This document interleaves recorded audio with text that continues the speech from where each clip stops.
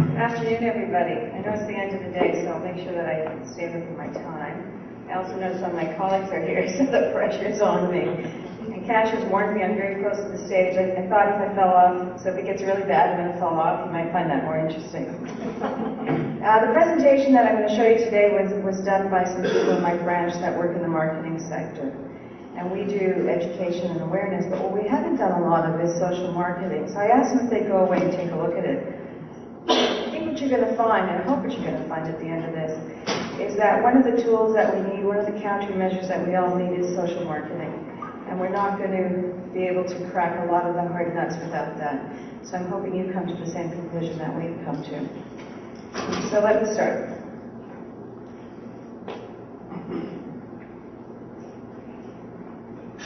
I'm going to try to get this to work with this. So my staff came forward and we made a case for social marketing, and we did this originally to bring it up to our deputy and to our minister. We know that Ontario was a leader in road safety, and we made great strides over the last 10 or 15 years.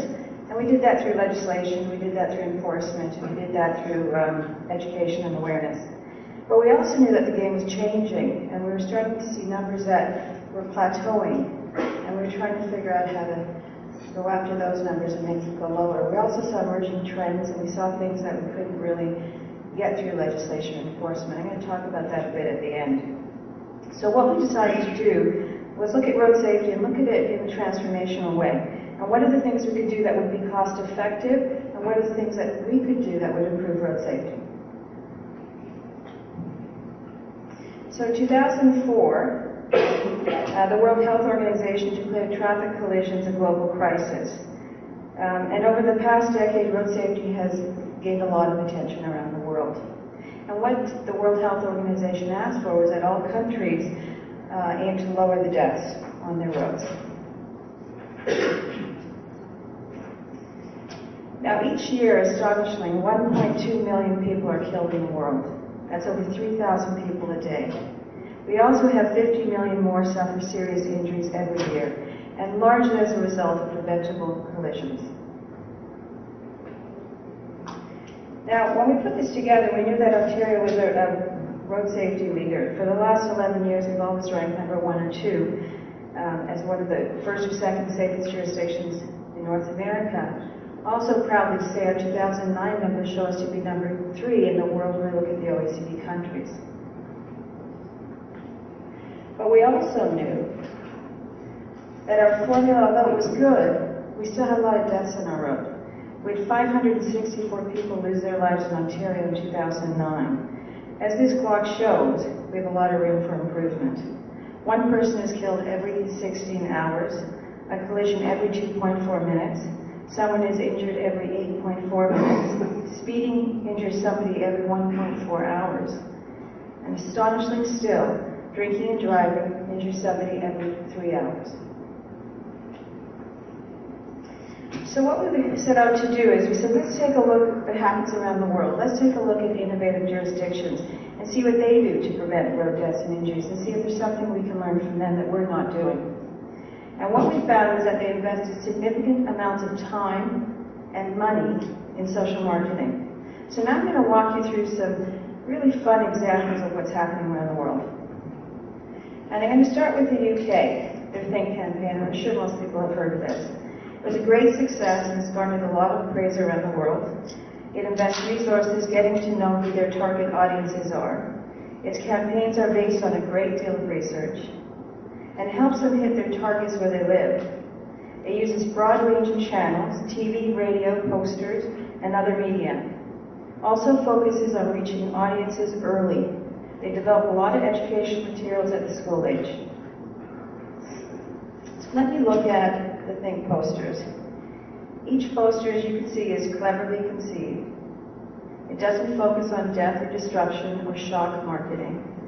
Instead, it uses research to plan an approach. So the images, the message, the tone, and the style appeal to their audiences, most likely to bring positive behavioral change. Now, what they also did is they used that same approach in their videos. I'm going to show you 3 that I think are really creative. And the messaging is built from the audience research that they were able to obtain.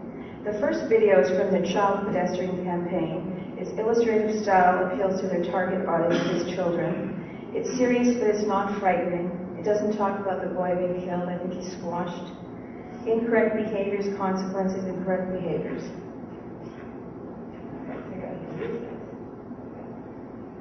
The boy who didn't look for a safe place to cross.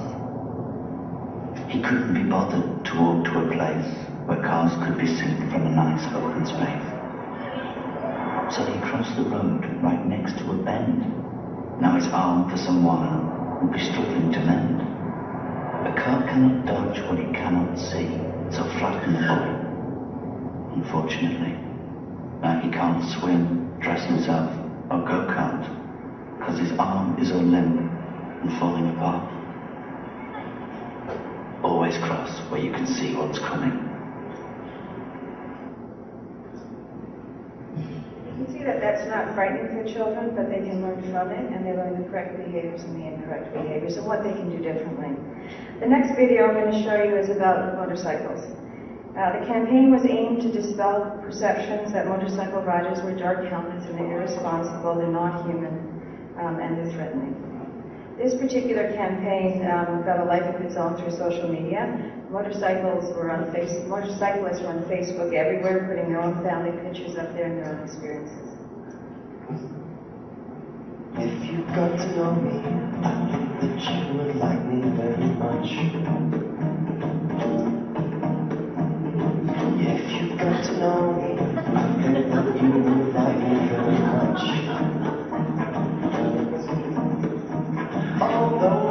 Next time you're out driving, look out for Nick and Helen, and Tom, and Dave, and Amy and Paul, and Big Chris, and Trevor, and Kev.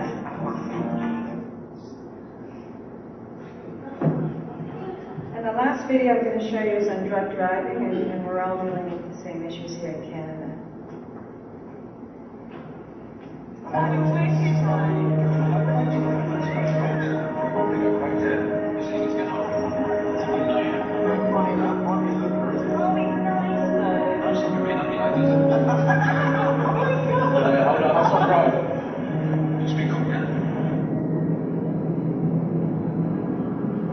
Drugs have an involuntary effect on the eyes that you can't control.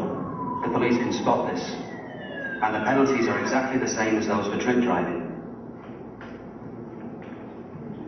You can see that the messaging is a little bit different, but it really targets the audiences, and they've shown that it's actually modified the behavior and the attitudes. So let me talk a bit about the results in England, in the UK. So what did the investment bring for them? Almost a 10-to-1 ratio of savings in their investment. Close to 4,000 lives were saved over the past decade. I should point out it is not cheap, though.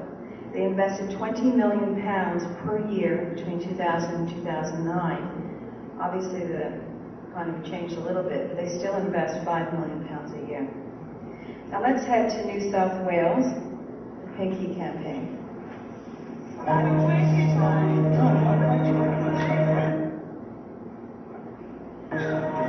we go back over?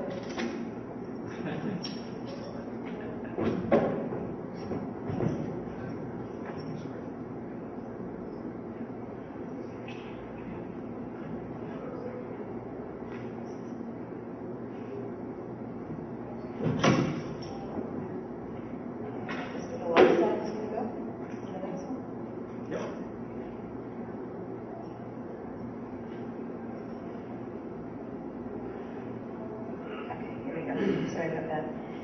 This was one of the most successful social marketing campaigns in Australia. New South Wales faced an epidemic. Young drivers are being killed in speeding accidents between 2000 and 2006. They tried a lot of shock tactics, but they didn't work. The fatality rate kept rising. And so they used social marketing to better target and influence their audiences. And what they found is no surprise is that young drivers are most influenced by their friends. So they found a way to make speeding uncool, and the Pinky campaign was born. It's a Pinky campaign, and the Pinky is used to signify that you're not cool. And it's got a really I don't say cute because it takes away from the seriousness of it, but it's got young people in a car driving, and as they go through a crosswalk, you see the older woman using her pinky, and as they go by young girls, they're doing their pinky. And then eventually, one of the friends in the car goes like that, and the driver sees it in the rearview mirror, and you see his face change. This campaign was one of the most successful videos that they've ever had. It cost them $2 million. It was really persuasive. It had a viral storm. It found its way to YouTube, and over 500,000 people have viewed it. Youth speeding deaths dropped dramatically. It went from 65 in 2006 to 35 in 2007. And it continued to remain low in 2008 and 2009. So what did we learn? Well, we knew that we had to invest in compelling marketing campaigns. We looked at many jurisdictions around the world in addition to this. We looked at Norway and California. We looked at some of them in Canada, Alberta and Quebec in particular. And they all embrace social marketing to change negative road safety behavior. There was a common thread of research to get to know their audiences, how they could actually change those behaviors in them. So what we did is we went out and we did a public ed marketing. Because we didn't have any attitudinal and behavior research, we couldn't be sure if what we were doing was actually making a difference, or how we were going to make a difference for those things that we were having trouble with. And so we went out with a company called Ecos Research Associates, and we provided a baseline survey. It was the first time we had a baseline survey in Ontario, so we could then now measure year after year to see how we were doing and see how we were doing in terms of our educational campaigns as well. We looked at the priority areas of speeding, drinking and driving, seatbelt safety, large truck safety, and vulnerable road users. We also got insight into emerging issues of distraction and drugs. And the results confirmed much of what we already knew, but it also gave us some pause for thought in some of the areas. So in speeding, it's always been a priority for MTO. About 25% of our fatalities come from speeding. And we worked a lot with our stakeholders to lower it. And large part of our focus has been on young males. But what ECO showed us is that 25% of motorists agree that driving fast is fun. Agreement is twice as high among men, and not surprisingly, amongst young men. We also looked at impaired driving. Most Ontarians knew about Ontario's zero BAC for 21 and under. What really surprised us is that about a third, 35%, knew about 0.05 BAC legal limit. The questions were really, as you started to read through them, they didn't know about all the laws, and they didn't know what it took to actually get to 0.05. So we're all talking that terminology. The perceptions of impaired driving has changed over the past years. 38% thinks it's decreasing, but overwhelming 29% think it's increasing. But what Ontario's had in common is that they all said that illicit drugs were on the increase. So they saw that as a problem. Seatbelt usage. 79% of Ontario saw it as unacceptable not to wear a seatbelt, but 1 in 5 felt very comfortable once in a while not wearing a seatbelt. Coincidentally, 1 in 5 fatally injured drivers also don't have a seatbelt. Large truck safety is one that we have to probe a little bit further in, but the majority admit to feeling nervous, understandably, when driving around large vehicles. Women much more so than men. 70% of women felt uncomfortable, 45% of men. What we haven't really drilled down on is that driving comfort around large vehicles seems to increase progressively with income.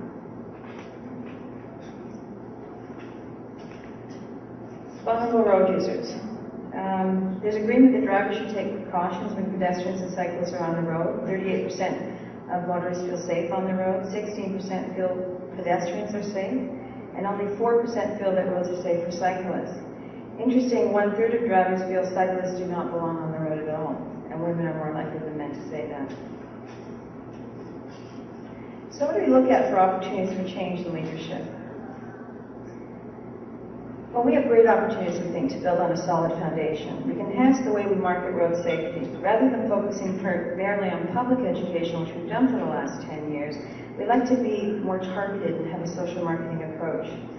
That means continuing our research, obviously, and it also means targeting audiences better to reach them and inspire the change in the behavior that we wish. So what is social marketing? It's all about change for the good, helping people adopt behaviors that create positive social change. It does this by persuading people to take action, using message and media that is most likely to motivate them.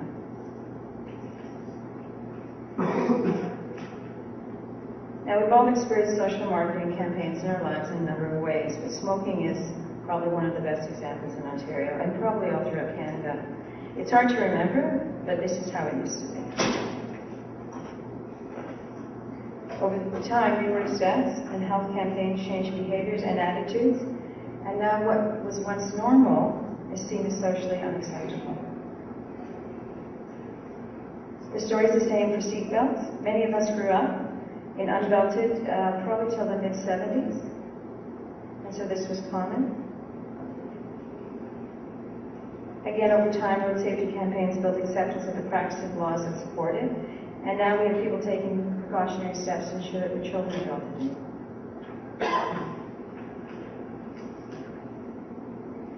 So the most important thing we've learned in all our background research is that changing behavior cannot be hit or miss. You have to know your audience and put them at the center of every marketing decision. We all know that most people that break the law know the law and choose to break it. It's not from lack of understanding the law. But social marketing helps us to be clear to our audience of the expectation and the reason for it.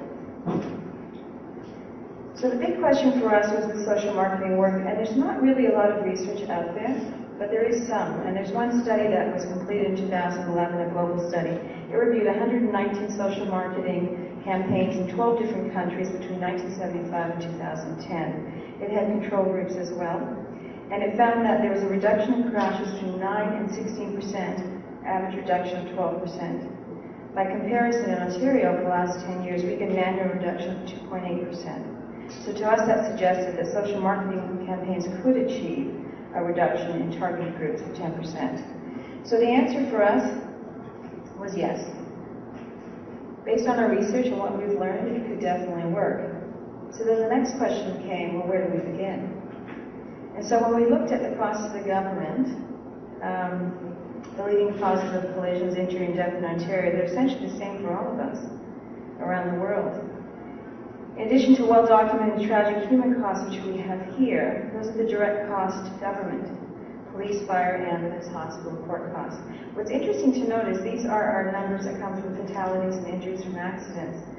You can only imagine what those numbers are if there isn't a fatality or an injury. The court costs, medical costs, things of that nature, it would be huge. But we knew that any of the issues on the slide would be good candidates for social marketing. We also knew that we were in a fiscal environment that we would have a lot of money. So we started to debate and argue what would benefit most from a social marketing campaign. And then probably we got to a conclusion near the end of those debates that maybe the question was that as well.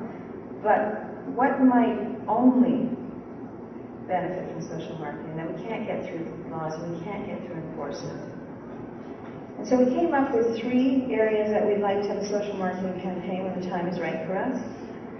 And it's independent driving, drugs and driving, pedestrians. I'm going to talk about the factors, how we got to these 3 on the next slide. But those are the 3 that we seem to focus on every time we talked about it. So what were the key considerations? Well, obviously, in any countermeasure, you look at road safety, you look at costs of the government, you look at the best countermeasure. Is it infrastructure? Is it enforcement? Is it legislation? Is it marketing? What is it? But we realized that there was something different for social marketing that was different for the others. We came up with 4 considerations. One was it emerging or persistent? Is this an emerging issue that we expect to get worse? Or are we experiencing a flatlining after previous efforts? And a lot of the things we've done for the last 10 years, we can see our numbers dramatically come down and then they flatline. We're not going to get more enforcement, we're not going to get more laws, so what are we going to do for those? And then we have those things coming up that we don't have a lot of countermeasures for, the culture's changing. Distraction, drugs, what are we going to do for those? So then we looked at the countermeasures that are in place already. We looked at partnerships. Social marketing is very, very expensive. So we needed to know that we could have partners that would work with us and leverage their resources with us. We also wanted some form of measurability. It's harder in an emerging issue, but we wanted to know that we were making a difference with our limited resources. And the three issues that emerged were the ones I just spoke about, and they all had really good success of getting partners with them. They also were things that we thought we couldn't get at through legislation and through enforcement. So now I'm going to tell you a bit about each of those and why we chose them. And I hope my hyperlinks work too. We looked at handheld devices. In Ontario, October 26, 2009, the law came into effect. When we started ticketing between February 2010 and September 30, 2011, our figures show a little over 103 tickets. That's about 170 a day. We talked to our law enforcement partners, and they see it consistent. Still a problem on the road. We weren't changing a lot of the culture. We know that the law is narrowly focused on devices. And we knew that inattentive driving was much broader than the law in place. Inattentives can involve all kinds of actions. Eating, brushing your hair, but beyond that, it's just plain old not focusing on the road, and everybody's done that once in a while when they're just too busy in their head driving somewhere. So how do you do that through legislation? Let me show you the trend, which is actually kind of alarming. And in talking to the police officers in Ontario, this is one of the ones they rank, I think it's 1 or 2 up there, because it's growing. Now, if you look at the two lines, the first line coming down, the blue line is drinking and driving. I'm not saying we don't focus on that. That's still a horrible thing, and we have to focus on that. But the line coming up, that's inattentiveness. If we don't do anything, that will overtake drinking and driving. So that was quite alarming. We also knew it was impossible to legislate. So this was one of the reasons we picked it as a social marketing opportunity. Drugs and driving. Real concerning trend for everybody, both illegal and prescription drugs, different in terms of audience and messaging, but both a problem for road safety. Trends tell us that illegal drugs are on the rise and we need to shift attitudes. Drugs and driving amongst youth is really concerning for us. In 2011, Canada-wide report on student alcohol and drug use found that 34% of grade 12 students in Ontario reported having been in a car as a passenger with a driver who had used drugs. 16% report driving within an hour of using cannabis.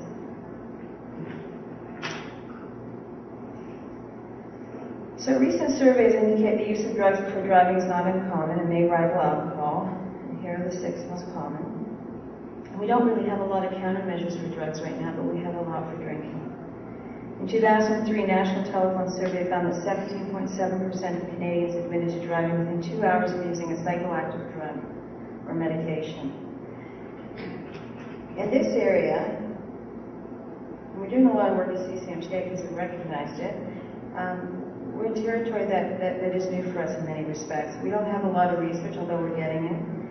The enforcement needs training and tools here. New drugs come on the market every day, and the combinations are endless. Not that you can't legislate it, but it would be very difficult. We see young people on a rise. By the time they get to driving age, there's a huge percentage using drugs. Well, that wasn't the case maybe 5 years before they got in a car. So here's an area we think we have another opportunity to change culture. And the last one was pedestrians. In 2008, 94 pedestrians were killed and 4,454 were injured in Ontario. Pedestrian deaths accounted for approximately 15% of all motor vehicle-related fatalities. Ontario, and for that matter Canada, lags behind other top-performing countries in the OECD. In 2009, I find this really astonishing. Pedestrian fatalities in Ontario outnumbered those of passengers. We had 114 fatalities for pedestrians and 110 for passengers.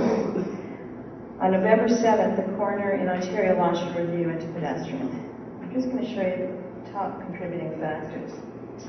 And so we have low visibility, mid-block crossing, age, and pedestrian impairment. Those things are really, really hard to legislate and enforce. And so when we looked at the contributing factors, again, this is another area we think through awareness we can have some opportunities here. And for so long we've told people when they leave a bar, they shouldn't drive. We're finding a lot of the impairment happens on a weekend at 11 o'clock. They're likely leaving the bar. So here's an area that we can make a difference. And the last graph I have here, I wasn't going to put in, and it came up just at the end. And for me, it actually shows why we've got to do social marketing and why it's so important. And see that these are Ontario numbers. So I just want to show you here. You see the blue line coming down, drinking and driving here, right? You see the large trucks, the pink one coming down as well. Oh, we've been working on these for years. You see the speeding, the green one coming down as well.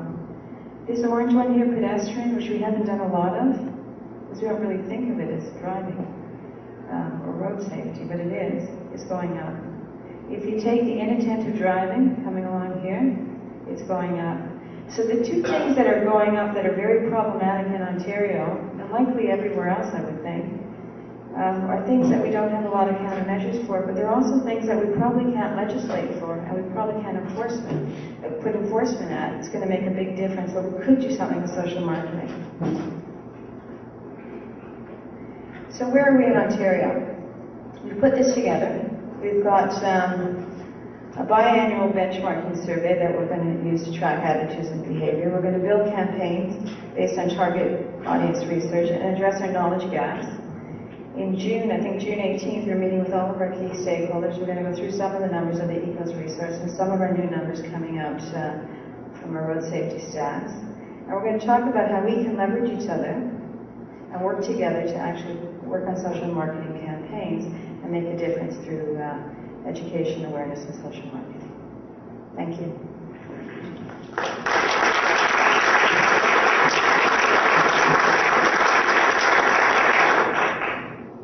Thank you, Heidi.